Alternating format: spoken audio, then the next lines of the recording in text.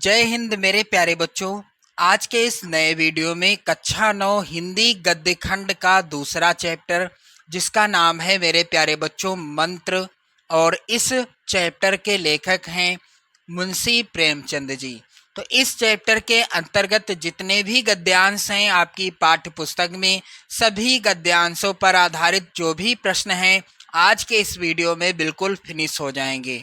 तो जितने भी गद्यांश यहाँ पर हैं और इन पर जो भी प्रश्न आधारित हैं, आप लोग इस नोट्स के जरिए समझेंगे कैसे आपको परीक्षा में लिखना है, किस तरीके से लिखना है, सारी चीज़ें क्लियर हो जाएंगी।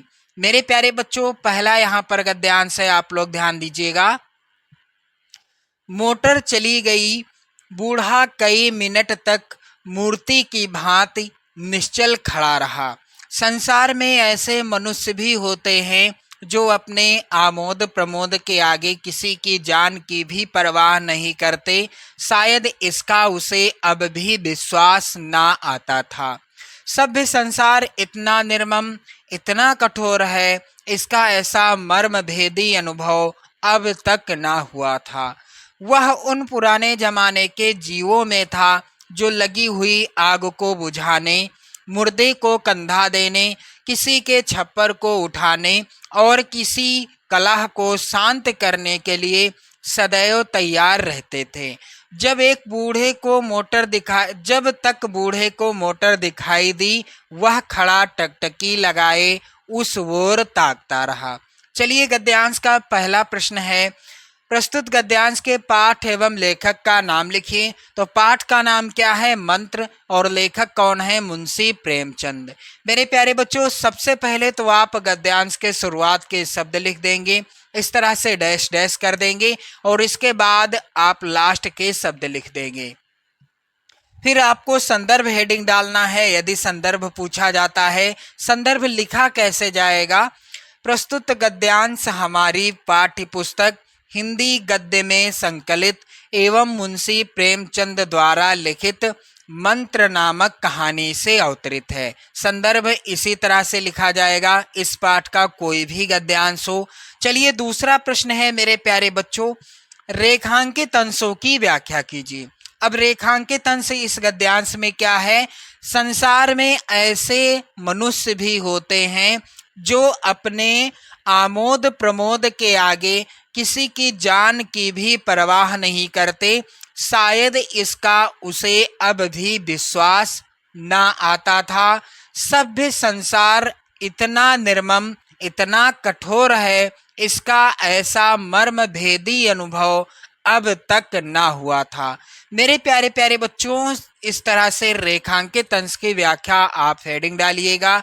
तो यहाँ पर ध्यान दीजिएगा, जब एक बूढ़ा व्यक्ति अपने इकलौते पुत्र को डॉक्टर चड्ढा के यहाँ ले जाता है उसका इलाज कराने के लिए, तो डॉक्टर चड्ढा उस समय अपना गेम खेलने जा रहे थे, खेल खेलने जा रहे थे, क्योंकि उनके खेल का समय हो गया था।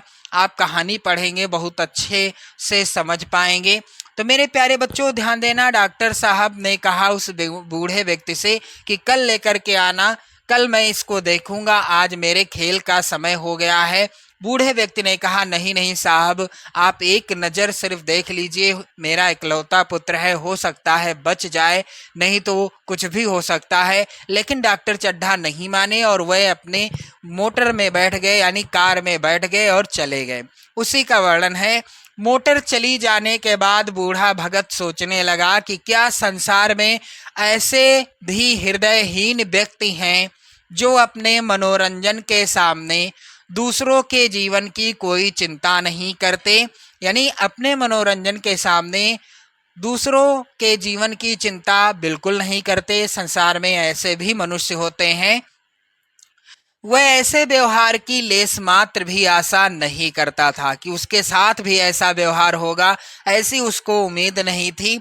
उसे अपनी सरलता के कारण उनके कठोर व्यवहार पर अब भी विश्वास नहीं हो रहा था, क्योंकि वो बूढ़ा व्यक्ति इतना सरल स्वभाव का था कि जब उसे पता चला कि ऐसा व्यवहार डॉक्टर चड्ढा के द्वारा किया गया है मेरे साथ, फिर भी उसको इस बात पर विश्वास नहीं हो रहा था। वह यह नहीं जानता था कि सभ्य संसार इतना हृदयहीन और कठोर होता है।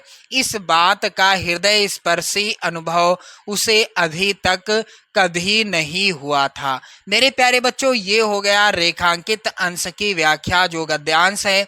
अब चलिए अगला प्रश्न है गद्यांश का, पुराने जमाने के जीवों का व्यवहार कैसा था। तो पुराने जमाने के जो जीव थे उनका व्यवहार कैसा था, यहाँ पर गद्यांश में आप लोग देखो लिखा हुआ है, वह उन पुराने जमाने के जीवों में था जो लगी हुई आग को बुझाने, मुर्दे को कंधा देने, किसी के छप्पर को उठाने और किसी कलह को शांत करने के लिए सदैव तैयार रहते थे। और लिखने की भाषा में कैसे लिखना है, पुराने जमाने के जीवों का व्यवहार सरलता से परिपूर्ण था, यानी वह सरलता से परिपूर्ण होते थे पुराने जमाने के जो व्यक्ति थे।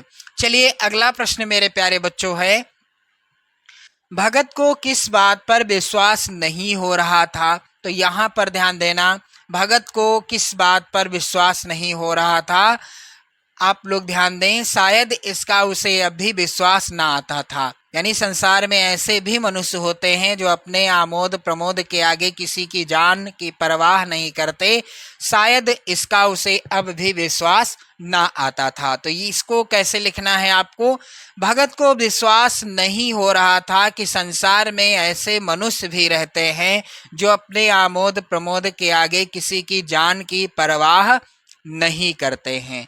चलिए अगला और अंतिम प्रश्न है इस गद्यांश का, भगत के अनुसार सभ्य संसार कैसा है। भगत के अनुसार सभ्य संसार कठोर है, क्योंकि यहाँ पर ध्यान दीजिएगा लिखा हुआ है, भगत के अनुसार सभ्य संसार इतना निर्मम इतना कठोर है, इसका मर्म भेदी अनुभव उसे अब तक न हुआ था। तो भगत के अनुसार सभ्य संसार बहुत निर्मम एवं कठोर है। इस तरह से इस गद्यांश के सभी प्रश्नों का उत्तर आपने इस नोट्स के जरिए अच्छे से समझ लिया होगा। चलिए दूसरा गद्यांश है इसी पाठ का मेरे प्यारे बच्चों, जो कि इस प्रकार से है, लिखा हुआ है, अरे मूर्ख, यह क्यों नहीं कहता कि जो कुछ ना होना था वो हो चुका, जो कुछ होना था वह कहाँ हुआ। माँ बाप ने बेटे का सेहरा कहाँ देखा, मृणालिनी का कामना तरु क्या पल्लव और पुष्प से रंजित हो उठा। मन के वह स्वर्ण स्वप्न जिनसे जीवन आनंद का स्रोत बना हुआ था क्या पूरे हो गए। जीवन के नृत्यमय तारिका मंडित सागर में आमोद की बहार लूटते हुए क्या उसकी नौका जलमग्न नहीं हो गई। जो ना होना था वह हो गया। मेरे प्यारे बच्चों, पहला प्रश्न है इस गद्यांश का, प्रस्तुत गद्यांश के पाठ एवं लेखक का नाम लिखिए। तो पाठ का नाम है मंत्र और लेखक का नाम है मुंशी प्रेमचंद। आप परीक्षा में कैसे लिखेंगे, तो सबसे पहले गद्यांश के शुरुआत के शब्द आप लिखेंगे और इसके बाद गद्यांश के अंतिम के शब्द आप लिखेंगे। संदर्भ आएगा जरूर, संदर्भ कैसे लिखना है आप सभी को मेरे प्यारे बच्चों यहाँ पर ध्यान दीजिएगा। प्रस्तुत गद्यांश हमारी पाठ्य पुस्तक हिंदी गद्य में संकलित एवं मुंशी प्रेमचंद द्वारा लिखित मंत्र नामक कहानी से अवतरित है। चलिए दूसरा प्रश्न है गद्यांश का, रेखांकित अंशों की व्याख्या कीजिए। तो रेखांकित अंश क्या है इस गद्यांश में, आप यहाँ पर ध्यान देना, मृणालिनी का कामना तरु क्या पल्लव और पुष्प से रंजित हो उठा। मन के वह स्वर्ण स्वप्न जिनसे जीवन आनंद का स्रोत बना हुआ था क्या पूरे हो गए। जीवन के नृत्यमय तारिका मंडित सागर में आमोद की बहार लूटते हुए क्या उसकी नौका जलमग्न नहीं हो गई। जो ना होना था वह हो गया। ये है रेखांकित अंश।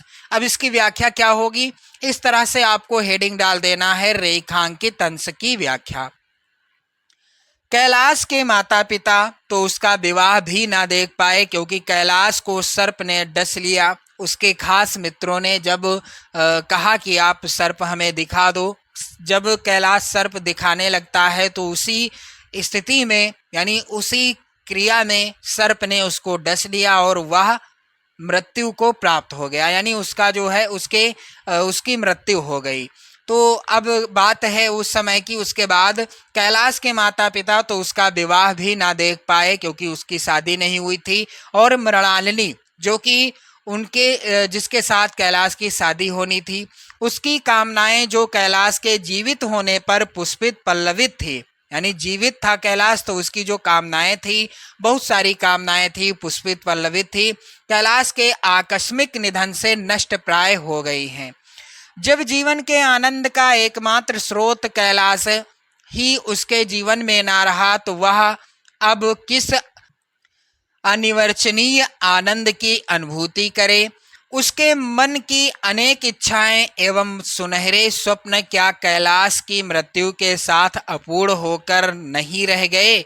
जिस प्रकार किसी सागर में आमोद प्रमोद करती नाव सागर में उठती हुई तरंगों से सागर के गर्भ में समा जाती है, उसी प्रकार कैलाश रूपी नौका के सवार भी जीवन रूपी सागर के जल में पूर्णतया डूब गए थे। ये हो गई रेखांकित अंश की व्याख्या।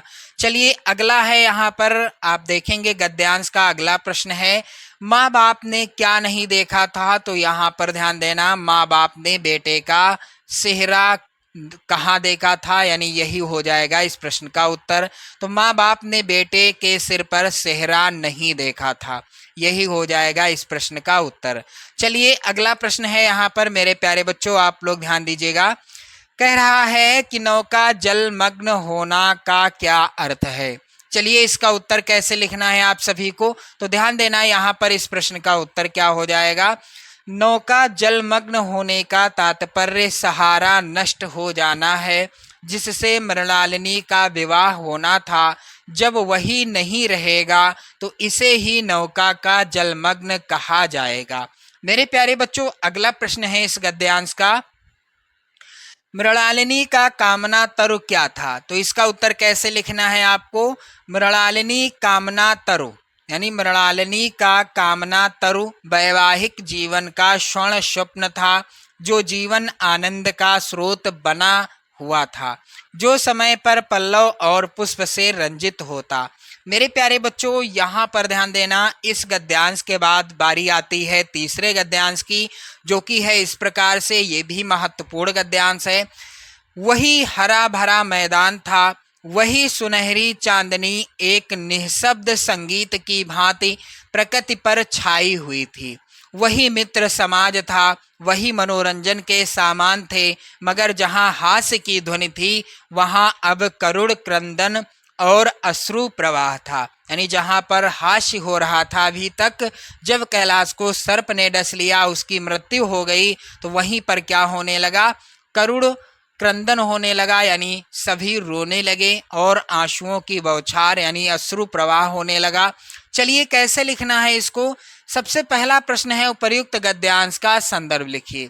उपर्युक्त गद्यांश का संदर्भ लिखिए। मेरे प्यारे बच्चों सबसे पहले आप क्या करेंगे, गद्यांश के शुरुआत के शब्द क्या हैं, वही हरा भरा मैदान, इस तरह से डैश डैश कर देंगे, और लास्ट के शब्द हैं अश्रु प्रवाह था। संदर्भ कैसे लिखना है, तो यहाँ पर ध्यान देना आप सभी लोग। प्रस्तुत गद्यांश हमारी पाठ्य पुस्तक हिंदी गद्य में संकलित एवं मुंशी प्रेमचंद द्वारा लिखित मंत्र नामक कहानी से अवतरित हैं। मेरे प्यारे प्यारे बच्चों रेखांकित अंश की व्याख्या कीजिए। अगला जो प्रश्न होगा इस प्रकार से है, तो रेखांकित अंश इस गद्यांश में है क्या। मेरे प्यारे बच्चों यहाँ पर ध्यान देना, वही हरा भरा मैदान था, वही सुनहरी चांदनी एक निःशब्द संगीत की भांति प्रकृति पर छाई हुई थी, वही मित्र समाज था, वही मनोरंजन के सामान थे, मगर जहाँ हास्य की ध्वनि थी वहाँ अब करुण क्रंदन और अश्रु प्रवाह था। तो ये है रेखांकित अंश। अब इसकी व्याख्या क्या हो जाएगी कि कैलाश के जन्मदिन समारोह के समय जो हंसी पूर्ण वातावरण था, चारों ओर हास्य परिहास छाया था, वहीं कैलाश को सांप के काट लेने पर करुण पुकार होने लगी थी। सभी के नेत्रों में आंसू बह रहे थे, हर्ष का वातावरण शोक में बदल गया था। ये हो गई रेखांकित अंश की व्याख्या। चलिए अगला प्रश्न है इस गद्यांश का। मेरे प्यारे बच्चों यहाँ पर ध्यान देना, प्रकृति पर क्या छाई हुई थी। तो प्रकृति पर क्या छाई हुई थी, तो यहाँ पर इसका उत्तर ये हो जाएगा, वही सुनहरी चांदनी एक निःशब्द संगीत की भांति प्रकृति पर छाई हुई थी। मेरे प्यारे बच्चों, इस तरह के जो प्रश्न आते हैं इनका उत्तर आप गद्यांश से ही कर लेंगे, क्योंकि उत्तर गद्यांश में ही आपको मिलेगा। लिखने की भाषा क्या रहेगी, यहाँ पर ध्यान दें, प्रकृति पर सुनहरी चांदनी संगीत की भांति छाई हुई थी, ये हो गया इसका उत्तर। चलिए, तीसरा गद्यांश भी कंप्लीट हो गया। आपने इसका भी नोट्स के जरिए बिल्कुल अच्छा सा सॉल्यूशन समझ लिया होगा। चलिए, यहाँ पर अगला है गद्यांश चौथा गद्यांश। चौथा जो कि इस प्रकार से है, वह एक जड़ी कैलाश को सुंघा देता। इस तरह ना जाने कितने घड़े कैलाश के सिर पर डाले गए और ना जाने कितनी बार भगत ने मंत्र फूंका। आखिर जब उषा ने अपनी लाल लाल आंखें खोली तो कैलाश की भी लाल लाल आंखें खुल गईं। एक क्षण में उसने अंगड़ाई ली और पानी पीने को मांगा। डॉक्टर चड्ढा ने दौड़कर नारायणी को गले लगा लिया। नारायणी दौड़कर भगत के पैरों पर गिर पड़ी और मृणालिनी कैलाश के सामने आंखों में आंसू भरे पूछने लगी, अब कैसी तबीयत है। ये है गद्यांश और इस गद्यांश का पहला प्रश्न है, उपर्युक्त गद्यांश का संदर्भ लिखिए। तो सबसे पहले आप क्या करेंगे, गद्यांश के शुरुआत के शब्द ऐसे लिख देंगे और इस तरह से लास्ट के शब्द लिख देंगे। संदर्भ कैसे लिखा जाएगा, तो प्रस्तुत इस तरह से आप संदर्भ हेडिंग डाल देना। संदर्भ लिखने का तरीका यहाँ पर ध्यान दें। प्रस्तुत गद्यांश हमारी पाठ्य पुस्तक हिंदी गद्य में संकलित एवं मुंशी प्रेमचंद द्वारा लिखित मंत्र नामक कहानी से अवतरित है। चलिए मेरे प्यारे बच्चों, अगला प्रश्न है यहाँ पर इस गद्यांश का, रेखांकित अंशों की व्याख्या कीजिए। तो रेखांकित अंश की व्याख्या, रेखांकित अंश क्या है, आखिर जब उषा ने अपनी लाल लाल आंखें खोली तो कैलाश की भी लाल लाल आंखें खुल गईं। एक क्षण में उसने अंगड़ाई ली और पानी पीने को मांगा। डॉक्टर चड्ढा ने दौड़कर नारायणी को गले लगा लिया। ये है रेखांकित अंश। अब देखो मेरे प्यारे बच्चों, लिखने की भाषा में आपको कैसे लिखना है, तो यहाँ पर रेखांकित अंश की व्याख्या आप हेडिंग डाल देंगे। और कैसे लिखना है रेखांकित अंश की व्याख्या, बूढ़े भगत ने कैलाश को जड़ी सुंघाया और इसके बाद उसके सिर पर घड़े भर भर कर पानी डाला गया। बूढ़े भगत ने इस बीच कई बार उस पर मंत्र फूंका। काफी समय जब उषा ने कैलाश को देखने के लिए अपनी लाल लाल आंखें खोली तो उसी समय अचानक कैलाश की भी लाल आंखें खुल गईं। मेरे प्यारे बच्चों, उषा का अर्थ होता है सवेरा होने लगा, उसी समय की बात है। अंगड़ाई लेते हुए कैलाश ने पीने के लिए पानी मांगा तो इतना सुनते ही डॉक्टर चड्ढा ने नारायणी को प्रसन्नता के आवेश में दौड़कर गले लगा लिया। नारायणी कृतज्ञ भाव से भरकर तुरंत ही भगत के पैरों पर गिर पड़ी।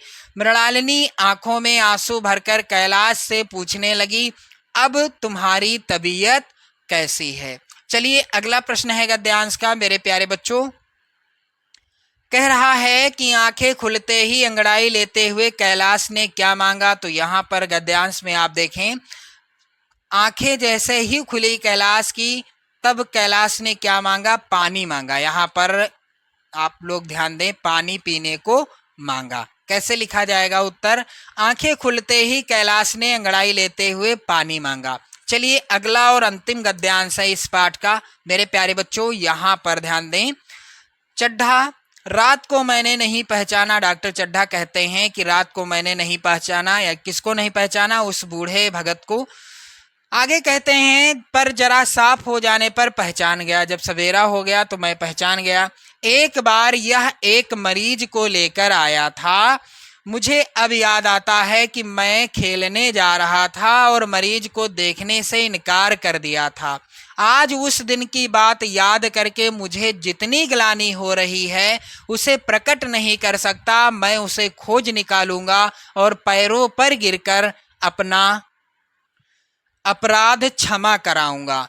वह कुछ लेगा नहीं, यह जानता हूँ। उसका जन्म यश की वर्षा करने ही के लिए हुआ है। उसकी सज्जनता ने मुझे ऐसा आदर्श दिखा दिया है जो अब से जीवन पर्यंत मेरे सामने रहेगा। चलिए प्रश्न है उपर्युक्त गद्यांश का संदर्भ लिखिए। तो मेरे प्यारे प्यारे बच्चों, सबसे पहले तो आप गद्यांश के शुरुआत के शब्द इस तरह से लिख देंगे और लास्ट के शब्द लिख देंगे बिल्कुल इसी तरह से। संदर्भ पूर्ववत यानी पहले की भांति रहेगा। कैसे लिखा जाएगा संदर्भ, यहाँ पर आप लोग बिल्कुल अच्छे से समझेंगे। मेरे प्यारे बच्चों, इस तरह से संदर्भ लिखा जाएगा। प्रस्तुत गद्यांश हमारी पाठ्यपुस्तक हिंदी गद्य में संकलित एवं मुंशी प्रेमचंद द्वारा लिखित मंत्र नामक कहानी से अवतरित है। अब संदर्भ आपने जान लिया। चलिए अगला प्रश्न है, यहाँ पर रेखांकित अंशों की व्याख्या कीजिए। अब रेखांकित अंश यहाँ से है, यहाँ से मैं उसे खोज निकालूंगा और पैरों पर गिरकर यहाँ से अपना अपराध क्षमा कराऊंगा। वह कुछ लेगा नहीं यह जानता हूँ। उसका जन्म यश की वर्षा करने ही के लिए हुआ है। उसकी सज्जनता ने मुझे ऐसा आदर्श दिखा दिया है जो अब से जीवन पर्यंत मेरे सामने रहेगा। ये रेखांकित अंश है और इसकी व्याख्या क्या हो जाएगी। आज बूढ़े द्वारा अपने ऊपर किए गए उपकार के कारण उन्हें अपने उस दिन के व्यवहार पर अपार दुख हो रहा है। किसको? डॉक्टर चड्ढा को। वह आज अपने उस अमानवीय व्यवहार का प्रायश्चित करना चाहते हैं। अपनी पत्नी नारायणी से वह कह रहे हैं कि यद्यपि मैं जानता हूँ कि वह बूढ़ा कुछ लेगा नहीं, तथापि मैं उसे अवश्य खोजूंगा। वह अवश्य ही मेरे अपराध को क्षमा कर देगा। इस संसार में कुछ लोग दूसरों की भलाई के लिए ही जन्म लेते हैं, अपने लिए नहीं। वह बूढ़ा भी उन्हीं लोगों में से ही एक व्यक्ति था। लगता है कि भगवान ने उसको यश की वर्षा करने के लिए ही जन्म दिया है। अपने निस्वार्थ सेवा भावना से उसने मुझे सज्जनता का ऐसा आदर्श दिखा दिया है जिसे मैं जीवन के अंतिम क्षण तक याद रखूंगा। ये हो गई रेखांकित अंश की व्याख्या। चलिए अगला प्रश्न है गद्यांश का।